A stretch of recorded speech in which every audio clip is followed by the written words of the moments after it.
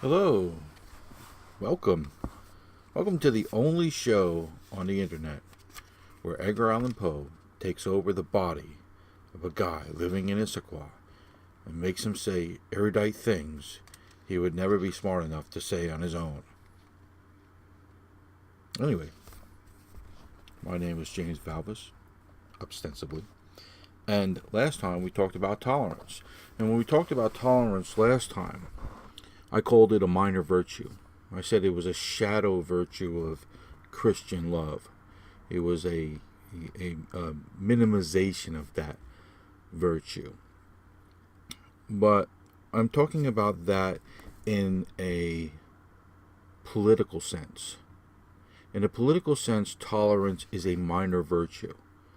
It allows people the freedom to be wrong. That's important to remember. You're allowing people the freedom to be wrong. When you're tolerating someone, you're not tolerating people you agree with. You're not tolerating people you like. You're tolerating people you don't agree with and don't like. And so being able to tolerate them is a virtue in the political sense because it allows them the freedom to be wrong. It allows you to avoid the trap of tyranny that comes with intolerance. You understand what I'm saying? Okay. That's what we talked about last time. Now we're going to talk about the tolerance that isn't a virtue. The tolerance that is, in fact, the very opposite of a virtue. And that is the tolerance that leads to more relativism. The tolerance that says, I am going to tolerate everything because there is no truth. Because in the end, I'm not just willing to let people be wrong, but there is no such thing as wrong. Or if there is, it's just wrong for me and not wrong universally. Okay? And before we go on further with this conversation, I want to read something to you from a very old book. A very old book by a man called Louis de Wohl. And Louis de Wohl was at the time a very successful writer of Christian works. He wrote a lot of stuff about Christian works, and he wrote a very influential history of the Catholic Church, which is wonderful. It's a wonderful book. But the book that I have in my hands now is an extremely rare book called Adam, Eve, and the Ape. And it's a book of small chapters of what I would say is apologetics. But really, it's almost the kind of book that might have given rise to everything I ever learned. I learned in kindergarten. The Robert Fulghum books, where there are small chapters and based on a theme, and then they go on to a new chapter based on a new theme. And it's a wonderful book. It's very rare. It's out of print. It wasn't one of his more popular books. It's a quick read. You can read it in a night. How long is it? It's about 120 pages, somewhere in that area. And so I want to read to you, most of these are very small sections, and I would like to read to you this one section, which runs about a page, and that's it. And it's called Against Tolerance. Tolerance is not a virtue. It is no more than an amiable weakness. Yet it is typical of the confused thinking of our time. And remember, he was writing in 1960, so this confused thinking has only gotten worse. It is typical of the confused thinking of our time that many regard it as a virtue and believe they are giving praise when they say a man is tolerant. To tolerate something means to accept it or to permit it, even though one does not agree with it.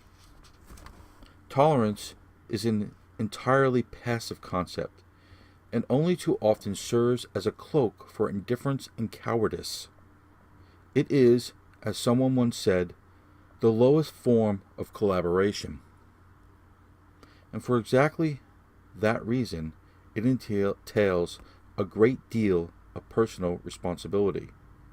He who tolerates evil becomes an accessory to it. Truth, because of its very nature, is absolutely intolerant. 2 plus 2 equals 4. Truth must protest against any other result of this addition. It will not accept 17, and it will not accept 3 or 9/10. Only 4. Besides, there is a certain measure of condescension about tolerance. I tolerate your proximity. Nice of me, isn't it? But the worst thing about tolerance is that it knows nothing of love. It is, at best, the pale stepsister of patience. All of this does not imply that intolerance is a good thing. The opposite of swelling your head is a hole in your head, and that is not so good either. Now, that's the end of that passage. I would say where de Wohl is not being specific enough about tolerance is that in the political sense, tolerance can be a virtue.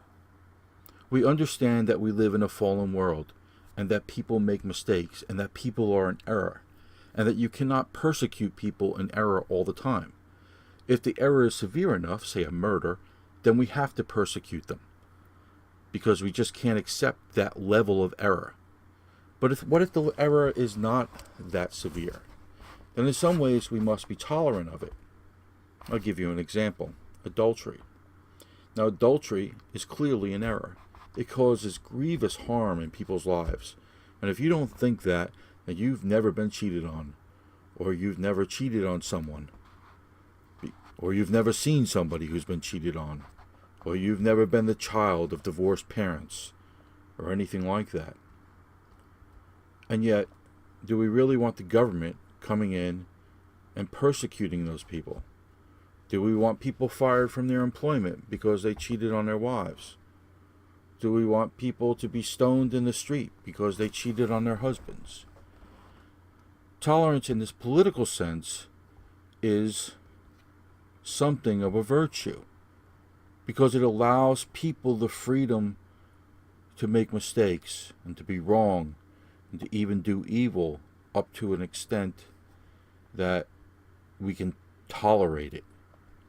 There's that word, tolerance, that we can tolerate it. We allow people to err. But tolerance in the sense that we say, I don't know if adultery is wrong. I don't know if there's an objective right and wrong. I don't know if I can say the moon is in the sky. Anytime you say, I'll give you an example. We'll go back to the transsexual issues. We have become so tolerant that we now have to pretend that a woman can be a man and a man can be a woman, contrary to all reason, contrary to all science. We know this is not the case. We know that a man is a man and a woman is a woman, right down to the chromosome level. It is immutable biology, and it can't be changed. You can't have a surgery. You can't. It's right there with the sperm and the egg. It's decided immediately. It's one of the few things that isn't adjustable. And yet, we've become so tolerant that we have to hide this fact even from our own minds. And in order to do that, they'll go through all kinds of loops in order to do that. But that's not a virtue. That is not a virtue. That is an abdication of truth. That is what de Wohl calls indifference and cowardice. And those two words are important because they're both true. A lot of people say, well, it's only going to get me in trouble to, say something about transsexuals, and I don't really care. it doesn't really mean a whole lot to my life, or at least I don't think it does. And so I'll just go along. That's the indifference. And the cowardice says, well, yeah, I kind of know it's wrong, but yeah, I don't want to pay the price of having one of these mobs come down on my head. I just don't want that at all. That's just these leftist mobs are just everywhere now, and they'll destroy you. They'll take away your career. I mean, I won't get the promotion I've been looking forward to, and we need that money. And so between these two things, indifference and cowardice, there's an abandonment of truth. There's an abandonment of real knowledge. And whenever there's that, and when it becomes systemic, it becomes society-wide, then all kinds of horrible things are about to occur in life. And then tolerance becomes the very opposite of a virtue. It is a vice. So when we talk about tolerance in the political sense, where we say, yes, you erred, but we're going to tolerate that error to the degree that we can, because not to tolerate it would be to become tyrannical and cruel and evil. There's a difference between that and the toleration that says, oh, yeah, that thing that you were doing, I'm just not going to call it wrong. I'm not going to say that there's an objective morality, and I'm not going to say that, science doesn't say a certain thing when it does. Just because I don't want to. It's difficult. It's hard. In the moral sense, we should never, ever be tolerant. As a Christian, Jesus Christ implores us to be perfect as your God in heaven is perfect. Now, those are tough marching orders. It's very hard to be perfect. In fact, nobody's ever done it except one guy. And so, it's very easy to fall into this tolerance, really quid pro quo lifestyle, where you say, listen, I'm not going to talk about your sins if you don't talk about mine. I'll let you get away with whatever you want to get away with, and you're going to let me get away with mine. And we'll just go through life that way, and everything will work out. But I come from a family and from a ghetto where that kind of thinking always led to disaster. It always led to disaster. Ultimately, the only people who ever are happy and who ever come to a good place in life are the ones who are intolerant of bad behavior, most especially in themselves, but also in others. There does come a time when you look out and say to other people, no, that's not acceptable. And now the political left will do this on some things. They'll do it to a racist, for instance. But for the most part, they'd rather turn a blind eye.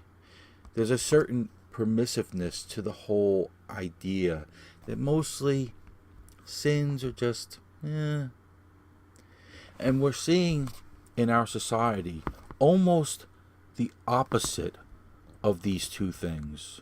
We're seeing, in the political sense, people are becoming less tolerant.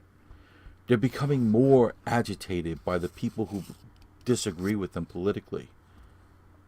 But they're becoming more tolerant of anybody who behaves badly, as long as it's not a political opponent. If a political opponent is behaving badly, then suddenly those people get their cackles up about morality, because it becomes a political tool to use. It's not because they really care. Do you think anybody, seriously, any Democrat on the left really cares if Donald Trump cheated on his wife? Do you think do you think it matters to them? Do you think most of the 50% of all people right now who are married are cheating on their spouse?